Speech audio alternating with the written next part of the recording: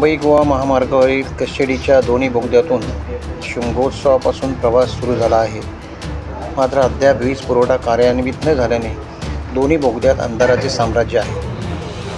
वीज पुरवठ्यात येणाऱ्या व्यत्ययामुळे दोन्ही बोगद्यातून वाहन चालकांना अंधारातूनच वाहने हाकावी लागत आहे. ही बाब गंभीर असल्याचे प्रवाशांचे म्हणणे आहे. यापूर्वीही सातत्याने कुठल्या ना कुठल्या कारणाने चर्चेत राहिलेल्या कशेडीच्या दोन्ही बोगद्यात आता वीज पुरवठ्याच्या समस्येने डोकेवर काढले आहे. कायमस्वरूपी वीज पुरवठ्यासाठी महावितरणकडे 11 kV क्षमतेच्या विजेची मागणी राष्ट्रीय महामार्ग खात्याने केल्यानंतर त्यापोटी 80 लाख रुपयांची अनामत रक्कम भरणा करण्याबाबत सूचित करण्यात आले होते. कशेडी बंगल्याचे हा एक बोगदा आणि हा एक बोगदा. बोगद्यामध्ये केव्हाच लाईट नसते. जर का अपघात झाला तर त्याला जबाबदार कोण? लाईटचं काम सगळं व्यवस्थित झालेलं आहे, पण केव्हाच रात्रीची लाईट नसते. जर अपघात झाला तर त्याला जबाबदार कोण?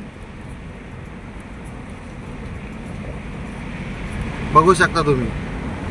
पूर्ण बोगदा तुम्हाला दाखवतो. सुरुवातीचा पण दाखवतो, एंडिंगला पण दाखवतो. मी आत्ता रात्रीचे 10:26 झालेले आहेत. स्वतः प्रवास करत आहे.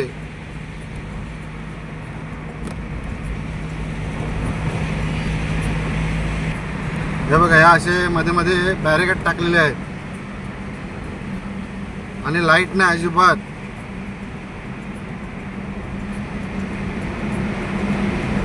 दोन्ही बोगद्यामध्ये लाईट नाही. आता मी एकच बोगदा दाखवू शकतो कारण मी एका बोगद्यामधून जात आहे. हे बघा, या असं रस्त्यामध्ये टाकलेलं आहे बघा, आणि लाईट नाही अजिबात. हे बॅरिकेड बघा कसे टाकले ते बघा. ड्रम बिम ठेवले ते बघा. कसं आहे रस्त्यामध्ये सगळं वेडा वाकडा आहे सगळं टाकलेलं. एखाद्याची अचानक लाईट गेली तर तो कुठं जाईल? रस्त्यामध्ये अडकून. मध्ये बॅरिकेड असेल काय असेल. हा बघा, बोगद्यातनं बाहेर पडतोय. अजिबात कंटिन्यू मी 3 ते 4 मिनिटाचा बोगदा आहे. लाईटच नाही अजिबात. दोन्ही बोगद्यामध्ये लाईट नाही आहे.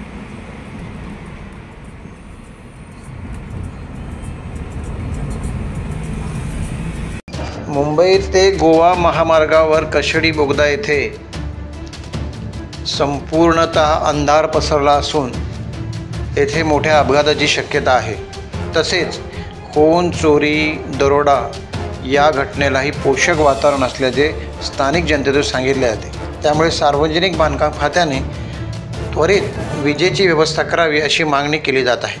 टाइम्स डिजिटलला लाईक करा, शेअर करा, सबस्क्राईब करा आणि बेल आयकॉन दाबायला विसरू नका. Times digital.